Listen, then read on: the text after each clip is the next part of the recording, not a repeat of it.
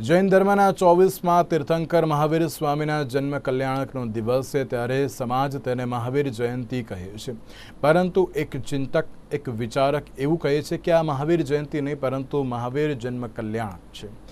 તે કેમ કે ભગવાનની જયંતિ ના હોય, એમનો જન્મ સમાજના કલ્યાણ માટે થતો હોય છે, તેથી એ જન્મ કલ્યાણ કહેવાય છે. ત્યારે આવો જાણીએ શું કહેવું છે જૈન સમાજના ચિંતક અને વિચારક એવા નૌતમ વકીલનું અને જૈન સંપ્રદાયના મુનિ મહારાજ નંદઘોષ સુરીજી મહારાજ સાહેબનું. અનંત ઉપકારી ચરમ તીર્થપતિ શ્રમણ ભગવાન મહાવીર પરમાત્માનું ચૈત્ર સુધી 13 જન્મ કલ્યાણક છે. અને જન્મ કલ્યાણક કહેવામાં આવે છે. મોટા ભાગના માણસો લૌકિક રીતે જૈનેતરમાં મહાવીર જયંતિ બોલાય છે. તો આપણા માણસોની જયંતિ હોય, ભગવાનનું જન્મ કલ્યાણક હોય. કેમ કલ્યાણક હોય? કારણ કે જગતનું કલ્યાણ કરે છે.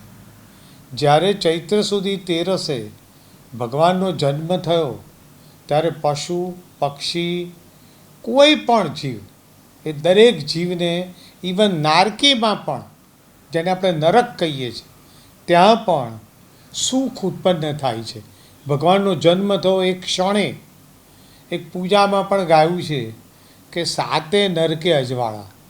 એટલે 7 નારકીઓ છે, નારકીઓમાં ઘોર અંધારું હોય, પણ ભગવાનનો જન્મ થાય એ દિવસે અજવાળું થાય છે. એટલે આવું ભગવાનનો જન્મ કલ્યાણ કરે છે, જગતનું કલ્યાણ કરે છે. તો આ જન્મ કલ્યાણક નિમિત્તે મારે એ જ કહેવું છે કે ભગવાન મહાવીરના જે સિદ્ધાંતો છે, સૌથી અગત્યનો સિદ્ધાંત અહિંસાનો. પહેલે પ્રાણાતિપાત, એટલે કે આ જગત હિંસા માટે બેફામ વર્તી રહ્યું છે.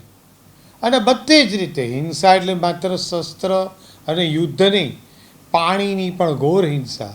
આજે જો પાણી જેમ ફાવે એમ વાપરીશું તો પાણી બચશે કેવી રીતે? તો ભગવાને એ પણ વાત કરી છે, ભગવાન મહાવીરે.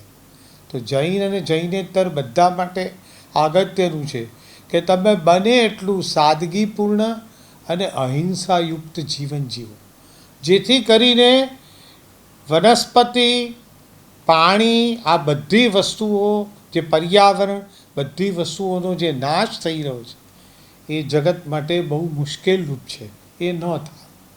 તો આ એક વાત થઈ.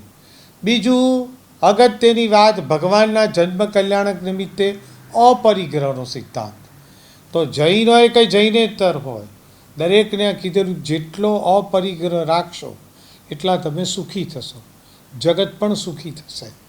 અને સૌથી અગત્યની વાત અનેકાંતવાદ. આ ભગવાનનો સિદ્ધાંત, ભગવાન મહાવીરનો સિદ્ધાંત જગતમાં જોટો ન જડે એવો છે. એને અમે લોકો શ્યાદવાદનો સિદ્ધાંત કહીએ છીએ. તો આ અનેકાંતવાદના સિદ્ધાંતથી આજે રશિયાએ આમ કીધું, અમેરિકાએ આમ કીધું, પણ તમે તમારી વાત સમજો, સાંભળો. એવી રીતે સામાની વાત પણ સમજો, સાંભળો અને જેટલે અંશે ઘટતું હોય એટલો અમલ કરો. તો આ બધા જે ઝઘડા થઈ રહ્યા છે અત્યારે, કોમર્શિયલ કે નોન કોમર્શિયલ, આ બધા ઝઘડાઓ બંધ થઈ જાય, અહિંસા યુક્ત વાતાવરણ થઈ જાય, જગતને શાંતિ મળે. બસ મારી એ જ શુભકામના છે. ભગવાન મહાવીરના જન્મ કલ્યાણક નિમિત્તે જગતને શાંતિ, અહિંસાના માર્ગો મળે, અનેકાંતવાદનો માર્ગ મળે, પરિગ્રહના સિદ્ધાંતો લોકો જાળવે, એ જ શુભકામના, મંગળકામના. પ્રણામ.